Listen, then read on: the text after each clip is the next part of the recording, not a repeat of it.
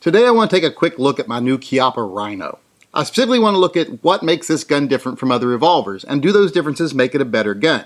I also want to specifically look at the reasons I hear most often about why people don't want to own one. So let's take a look at what makes it different, why people don't want to own one, and is it a better design overall? Well, you don't have to look real hard to see this gun is very different than other revolvers. It just looks very different.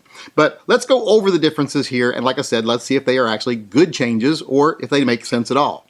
Now, what I would consider one of the more minor differences in this gun and other revolvers is the shape of the grip. It is kind of oddly shaped. It looks pretty weird. When you first look at it, you're like, wow, is that designed for human hands? But then when you hold on to it, it actually fits very nicely. It's very comfortable. This little kickback right here is very uncommon in revolver grips, and it makes it a real comfortable gun. Everything about it works. It doesn't look like it would work, but it does. So that difference is very good. It's a very comfortable grip. Now, another minor design difference in this gun and other revolvers is the shape of the cylinder. It's flattened out on the sides there. It's a multi-sided cylinder instead of being round. And when you look at it from the top or from the straight on, it makes it thinner. It makes the gun easier to carry. So I would have to say that's a positive difference. It makes the gun thinner, makes it slimmer, gives it an easier carry profile. That's got to be a good thing.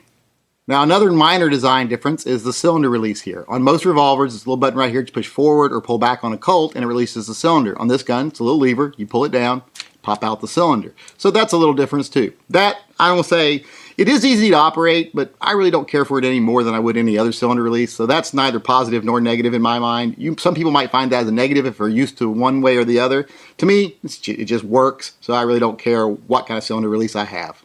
One other small difference between this revolver and other revolvers is it has a cocking indicator. When you cock the gun, that little red piece right there pops up. Now, I've never seen a cocking indicator on another revolver, and they're not needed. So I'd say, well, not really a needed thing, so it's not a positive change. But on this revolver, it's kind of needed, and we'll go into that later of why it's needed, but it's actually a positive thing. Now let's get into some of the more major differences between this gun and other revolvers. And let's start with the hammer. Well, what looks like a hammer. This actually isn't a hammer. It's actually just a cocking mechanism. You just cock the gun with it. Once it's cocked, it flips freely.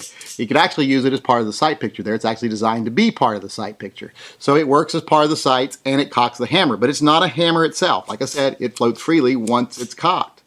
The hammer is actually down in here, and all this mechanism is doing is cocking that hammer, then releasing. Then, like I say, it can just flip around and goes back up to be part of the sight picture. But it's not a hammer. That's a big difference between this gun and other guns. Now, they do make this in double action only, which doesn't have that feature, but if you want to be able to shoot the gun in single action, they had to add this so they can cock that low-placed hammer.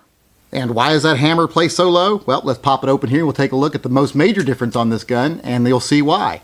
The barrel is here at the bottom. It's not up here at the top like most barrels are. Now, this barrel is down here. It fires from the bottom cylinder of the gun, which makes a big difference. Instead of the barrel being up here and placing all the energy from the blast above your wrist and causing the gun to try to flip up out of your grasp, it places the barrel down here, which all the energy aligns with your wrist, which makes the gun much easier to control. Instead of flipping up, it just kind of pushes back. Makes the gun much more controllable, and that is definitely a positive thing.